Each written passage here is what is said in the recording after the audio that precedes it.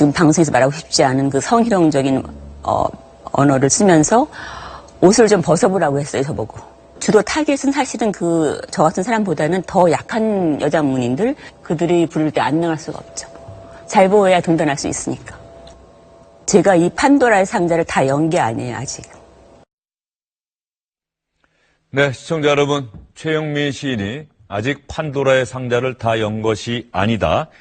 지난 2월 7일 얼마 되지 않았습니다. 이때 이렇게 이야기를 했는데 그 이후로도 수많은 미투 폭로가 쏟아져 나왔죠. 매일매일 방송 뉴스나 신문을 보면은 나도 성폭력을 당했다는 여성들의 절규가 쏟아지고 있습니다. 과연 이러한 상황을 우리는 어떻게 봐야 할까요? 서지영 검사의 용기 있는 폭로 이후에 최영미 시인도 가세했고 그 이후에 우리 사회에서 그야말로 이름을 많이 알리고 그 분야에서는 힘을 가졌다는 사람들의 추악했던 과거가 속속 드러나고 있습니다. 이 부분 오늘 여러분과 함께 자세히 생각해 보려 합니다. 과연 우리 사회는 어느 방향으로 나아가야 하는지, 미투 운동은 또 어떻게 봐야 하는지, 이 속에 담긴 여성들의 진실, 이것들을 우리는 어떻게 생각해야 할지 함께 이야기 나눠드릴 분들 소개해드리겠습니다. 경기대 범죄심리학과의 이수정 교수님, 이은희 변호사 나오셨습니다. 어서 오십시오. 안녕하세요.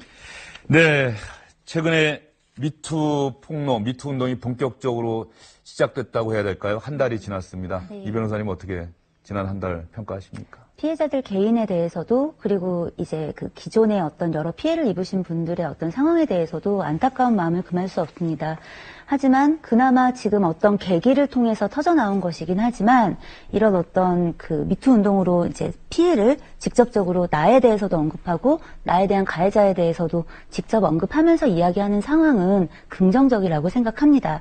그런데 걱정이 앞섭니다. 왜냐하면 왜 걱정이 또 앞서십니까? 제가 이제 재작년 정도 이전까지의 상황에는 성폭력 고소 사건이 저희 이제 제 사무실에서 예. 제일 많았는데 지금은 무고와 명예훼손으로 피해자들이 피소를 당한 사건이 제가 하고 있는 사건의 과반을 넘어가고 있는 실정이기 때문에 그렇습니다.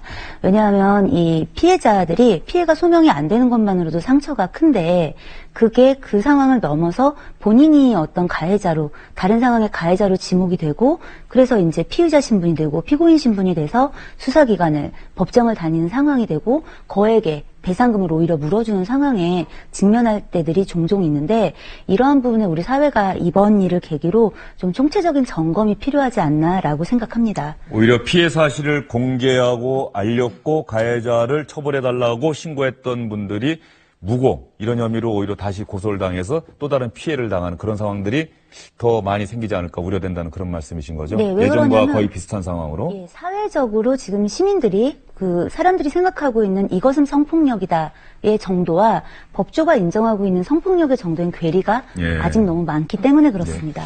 지난 한 달 동안 과연 얼마나 많은 사람들이 미투 운동을 통해서 과거에 전혀 그런 일이 있었을 것 같지 않았던 사람들의 과거가 추악한 과거가 폭로가 됐었죠. 물론 이것이 아직 법적으로 확정된 사안은 아닙니다만 피해를 당하신 분들이 자신의 얼굴과 신명까지 공개하면서 용기를 내서 폭로했던 내용들입니다. 과연 어떤 사람들의 이름이 나왔을까요?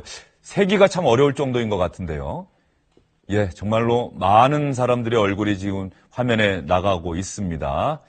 이윤택 연출가, 고은 시인, 박재동 화백. 박재동 화백은 SBS 8시 뉴스 통해서 이름이 공개됐고요. 조민기 탤런트 겸 대학 교수였었죠. 이런 분들. 지금 대략 20명이 넘는다 이런 이야기는 나오고 있는데요. 이수정 교수님 어떻습니까? 이렇게 가해자들로 지목된 사람들의 어떤 공통점이라고 할까 이런 것들을 어떻게 특징 지을 수 있을까요? 어떨까요? 글쎄요, 지금 저 글자 그대로 거장이다. 어떤 특정 영역에서 누구도 비교할 수 없을 정도의 높은 위치에 있는 그야말로 파워가 아주 막강한 영향력 있는 그런 어떤 사회적인 인사다. 이게 이제 가장 큰 특징이고요. 그러다 보니까 이제 일종의 힘을 이용을 해서 위계를 이용해서 결국은 피해자에게 성적인 착취를 한 형태로 그리고는 피해가 그냥 1회로 일어난 게 아니라 어떤 경우에는 거의 수십 년씩 이렇게 피해가 누적이 되어가지고 심지어는 옛날 사건 같은 경우에 공소시효를 넘긴 사건들까지 지금 굉장히 많은 사건들이 본물 터지듯이 다 쏟아져 나오고 있다. 그게 이제 가장 큰 특징이고요. 그게 지금 중단된 게 아니라 최근까지 지속됐다는 데에 또 공통점이 있다고 보입니다. 예. 예. 지금 중요한 말씀하신 것 같아요. 사실 이 미투 운동을 바라보고 지켜보고 또 스스로가 얼굴과 실명을 공개했던 분들, 법적인 처벌을 원한다 이런 분들도 계실 것이고, 그러나 법적으로 과연 처벌이 가능할 것이냐 이런 의문을 제기하는 분들도 분명히 있을 겁니다. 아까 말씀하신 것처럼 우리 시민사회가 생각하는 성폭력의 수위와 법조에서 판단하는 또 그 성폭력의 수위가 다르기 때문에 또 공소시효 문제도 있고 말이죠. 어떻게 봐야 됩니까?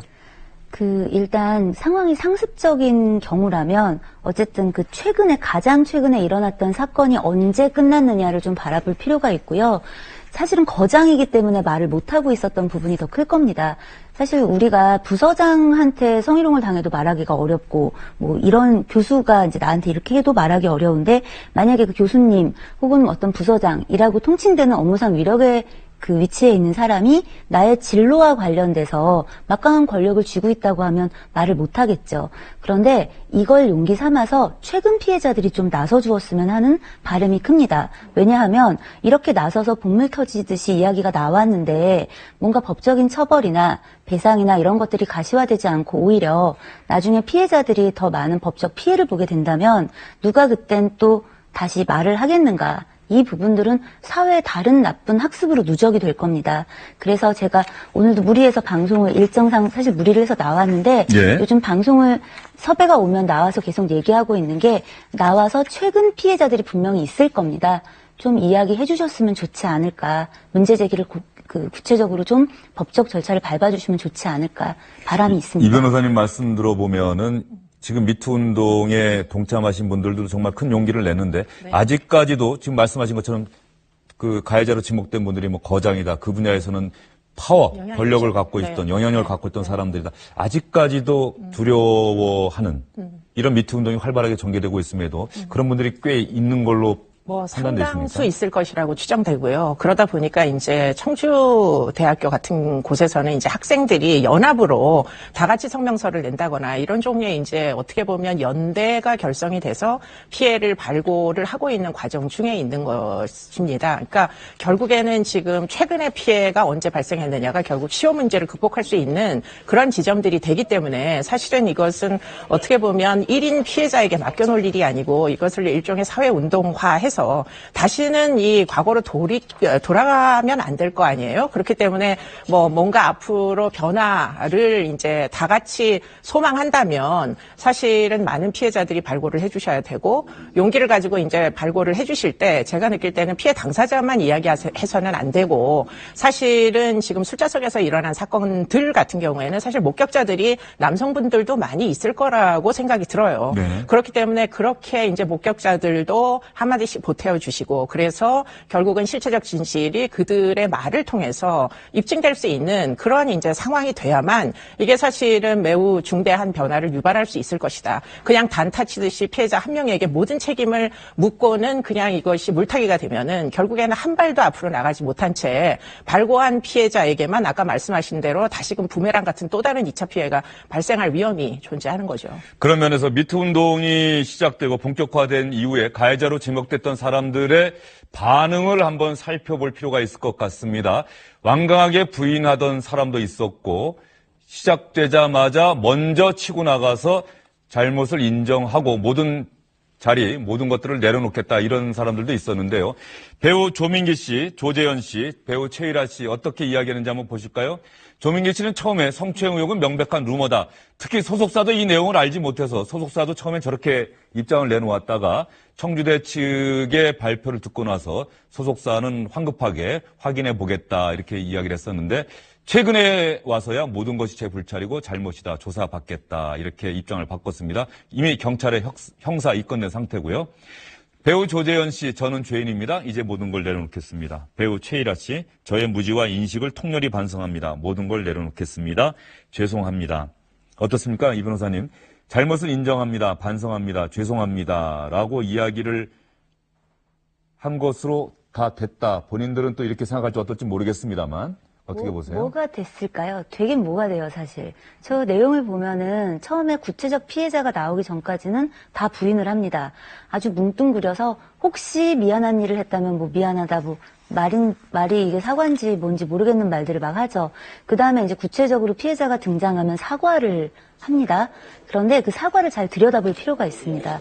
사회적으로 미안해, 추상적으로 미안해, 도의적으로 미안해. 그런데 강제로 한 적은 없다잖아요. 다 공통적인 워딩이 있습니다. 그걸 잘 들여다보면 이게 입건이 되었을 때 내가 처벌을 받지 않기 위한 어떤 그런 정도의 사과까지만 발언을 한다는 그 지점을 우리가 좀 돌아본다면 저 사과는 누구를 위한 사과이고 무엇을 위한 사과인지 좀 재고해보지 않을 수가 없는 것입니다. 이 변호사님 말씀 듣다 보니까는 가해자들이 여기에 이제 배우 오달수 씨도 사실 화면에 나오지는 않았습니다만 가해자들 입장에서 보면은 많은 분들이 꼼수다 또 이렇게 비판하고 있는 것 같습니다. 저런 입장 발표에 대해서. 네, 뭐 지금 성희롱이나 성추행 정도는 쉽게 시인하는데 반해서 이제 강간에 해당하는 행위들은 애당초에 그런 행위가 없었다 이렇게 부인하거나 기억나지 않는다 이렇게 이제 이야기를 하는 게 일반적인 추세로 보입니다. 그런데 지금 이제 좀 따져봐야 될 부분은 이 케이스마다 상당히 차이가 있을 가능성이 매우 높습니다. 시효가 이미 끝난 이제 그 경우도 있을 것이고 지금 현재 진행형으로 여러 명의 피해자가 지금 청주대 사건 같은 경우에는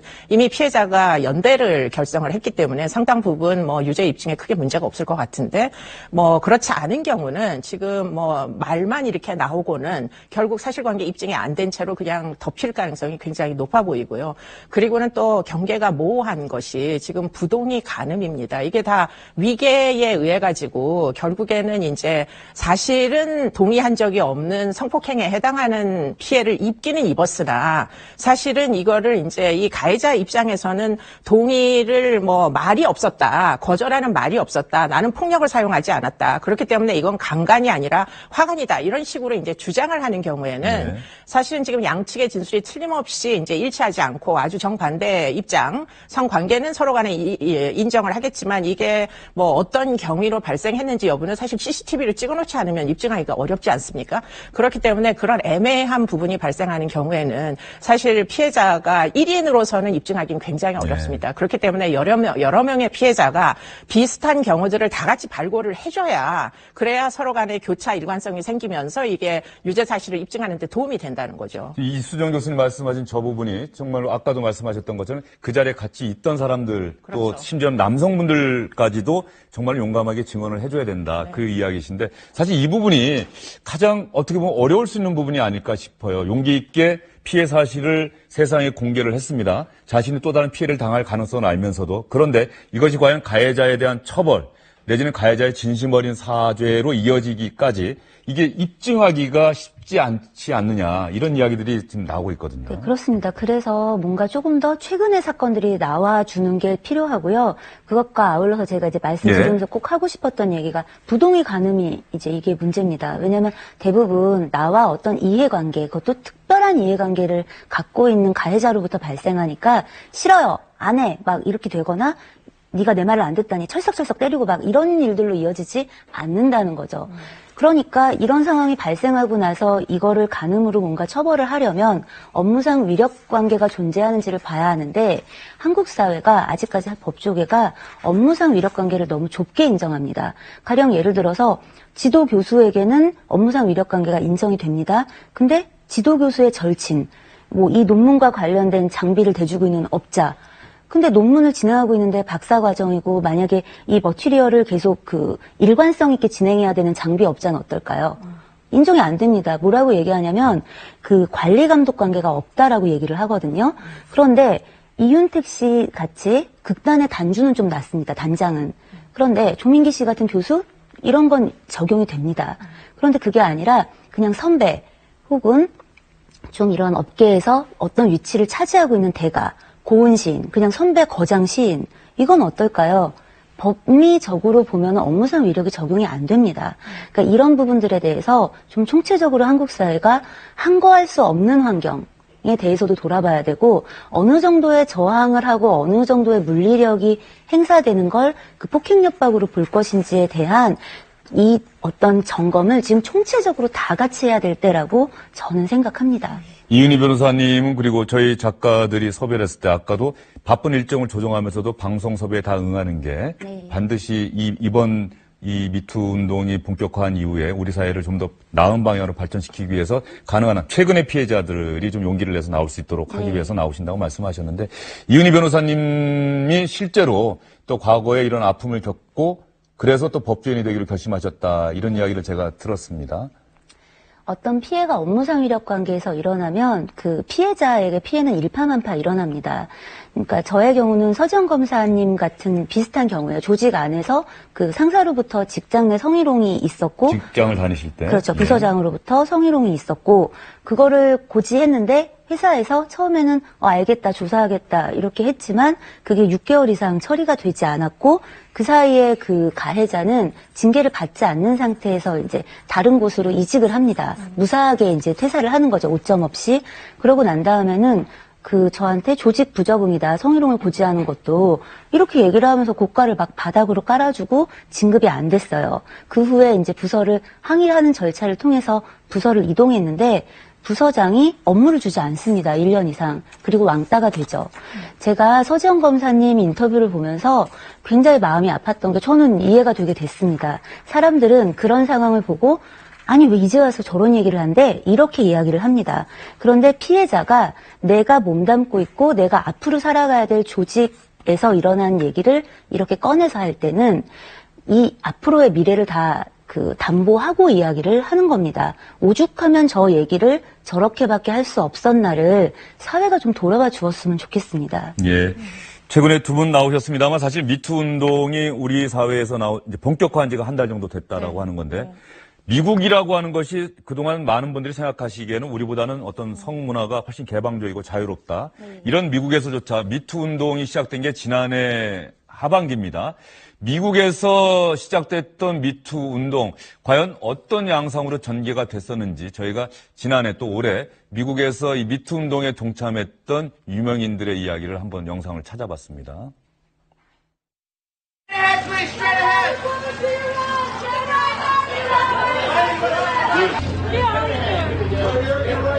It's going to be important for me to just continue to be a part of it in my own unique way, however I decide to do it. So this is my custom white rose.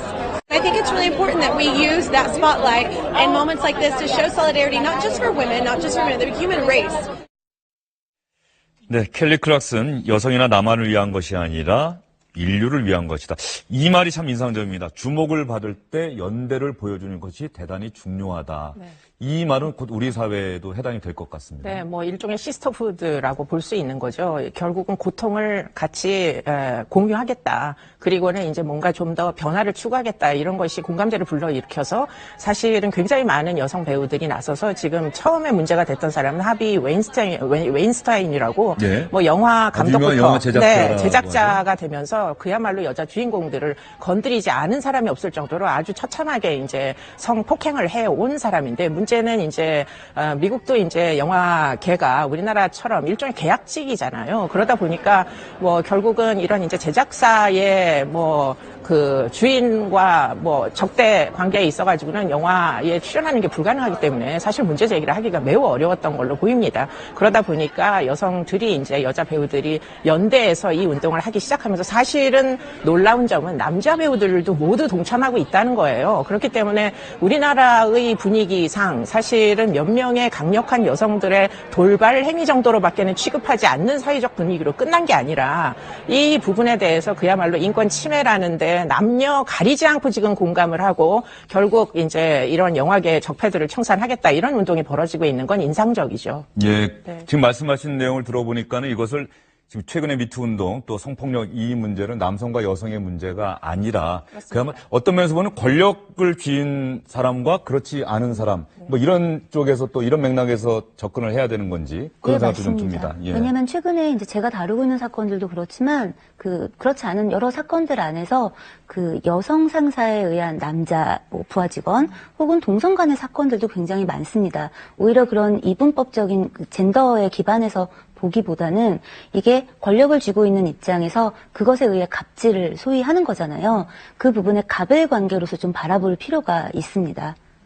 예, 가불관계로 바라봐야 한다. 이수정 교수님 생각은 어떠십니까? 네, 저도 전적으로 동의합니다. 근데 이제 보면은 영화계를 이제 영화가 제작되는 과정을 보면 사실은 이제 지위가 낮은 그런 이제 사람들이 만약에 남성이면 노동력을 착취하지만 임금을 주지 않고 노동력을 착취하지만 만약에 그 대상이 여성이면 결국 성을 착취하는 거거든요. 그렇기 때문에 그야말로 힘 가진 자가 힘 안 가진 자의 무엇인가를 착취하는 구조는 뭐 별다르지 않다. 남녀가 다를 수가 없다. 그런데 이것을 마치 여성들의 뭐 뭔가 좀 돌발적인 어떤 정치적인 이슈화하려는 페미니스트들의 문제다. 이런 식으로 치부하는 것은 이건 굉장히 비겁한 일이다. 이런 생각이 듭니다.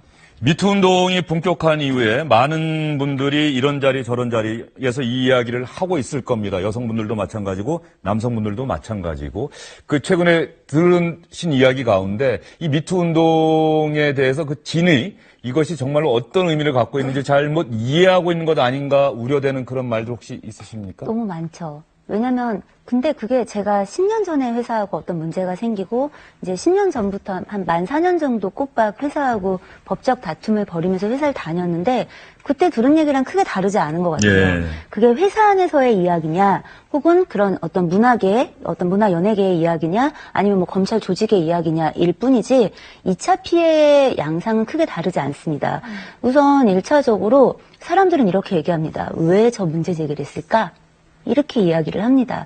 근데 저는 그 말에 대해서 그때나 제가 이제 변호사가 아니었을 때나 지금 변호사로서 일을 하고 있을 때나 동일하게 반응을 합니다. 그게 왜 궁금한데?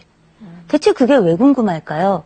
제가 그 서지영 검사님 사건 때도 그런 얘기들이 막 있었잖아요. 뭐 그 발령을 위해서 이 얘기를 했다라든가. 서지영 검사 네. 담당 변호인이 그런 이야기 했었죠. 네. 서지영 검사 검찰 내부의 평가가 어떻다는 등 네. 부정적인 평가를 많이 받는다는 등 인사 문제 해결하기 위해서 네. 저런 것 아니냐 이런 이야기들이 있는데 이거 정말 자제해달라고 그렇죠. 했던 기억이 그래서 나는데. 이런 상황들을 보면은 공통적으로 피해자가 뭔가를 원해서 이야기를 한 것일 것이다. 원하는 게 있는데 그러다 보니까 전에는 싫어하지 않고 그냥 받아들였던 걸 지금 저러는 게 아니냐. 그러니까 결국은 시작점은 저 문제를 왜 제기했지라는 퀘스천 마크에서 지금 제기한 사건의 진위에 대한 퀘스천으로 끝나는 거예요. 그리고 그게 다시 어떻게 확산되냐면 이 피해자의 뭐 평소 행실이 어떻다더라. 이 피해자가 평소에 일을 어떻게 했다더라 같은 것들로 양산이 됩니다. 그런데 잘 생각해 봐야 되는 건 좋아요. 그러면 그 말이 다 맞다고 치자고요. 누군가 이 문제 제기를 한 게 내가 좀 알려지기 위해서, 내가 좀 뜨기 위해서 그래서 내가 이 문제 제기를 했다 쳐요. 원인은 그거라고 쳐보자고요.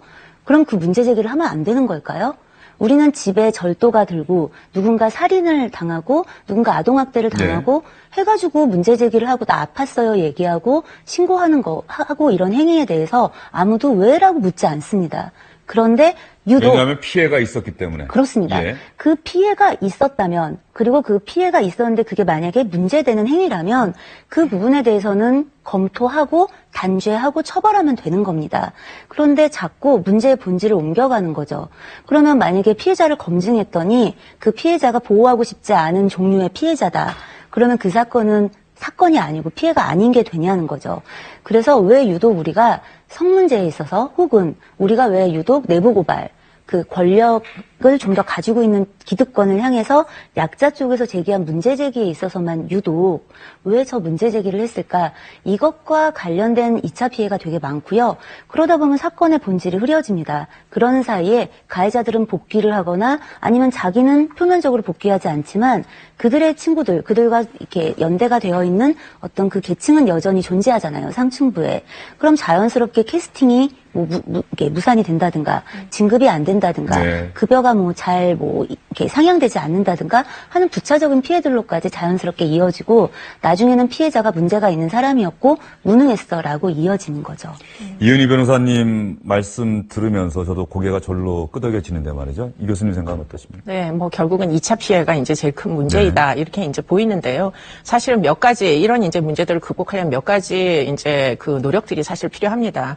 뭐 그런 2차 피해 같은 것들을 예방하기 위해서 외국의 경우에는 성폭력 피해를 발고한 피해자의 과거력을 따지지 않도록 뭐 특히 이제 재판 과정 중에 쉴드로 같은 것들을 만들어가지고 그 피해자 여성이 옛날에 무슨 성매매 여성이었든지 그렇지 않든지 간에 지금 이번 사건만 놓고 봤을 때 성폭력이 틀림이 없으면은 결국 피고인 가해자를 처벌하겠다 이런 의지를 이제 법이나 제도로 바꾼 그런 것들도 있고요.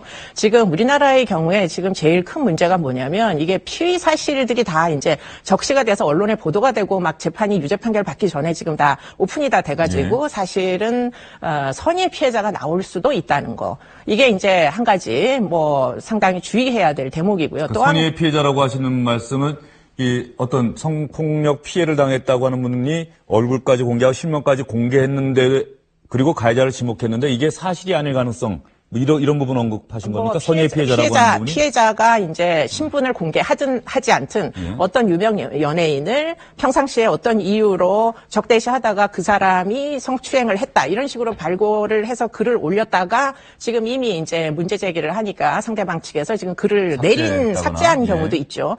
그런데 이게 연예인이다 보니까 사실 그래가지고서는 이제 까먹는 인지도 뭐 상당 부분 문제가 많을 걸로 보이고요. 그렇기 때문에 이제 피해 사실을 이제 그 발고를 할 때도 상당 부분 사실관계를 명백하게 이제 회상을 다 해가지고 상세한 내용을 발고하시는 게 필요할 것으로 보이고요. 또 한 가지는 피해 사실 적시했을 때 명예훼손으로 또 맞고서 당할 수도 있습니다. 예.